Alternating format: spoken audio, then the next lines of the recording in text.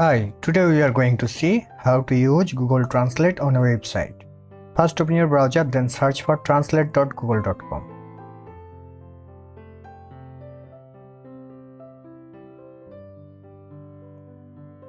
This interface will be visible in your screen. Now, click on website beside the documents. Now put your website link here that you want to translate. I'm gonna experiment it on twitter.com.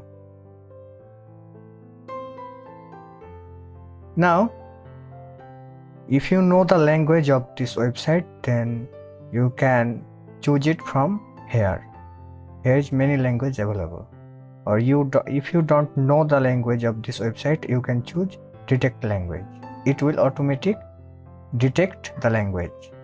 Now here you can choose the translated language option. Here is many languages available. You can choose any of them. I'm gonna choose Russian. Then after selecting your translated language, click on this arrow icon. Now here you can see if I hover over on a text, it will show me the original text. And here is the Russian language. You can change the translated language from here also. If I choose Arabic,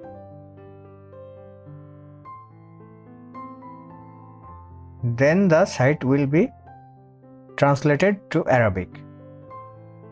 Here you can choose original or translation. If you choose original, it will go back to the original website language.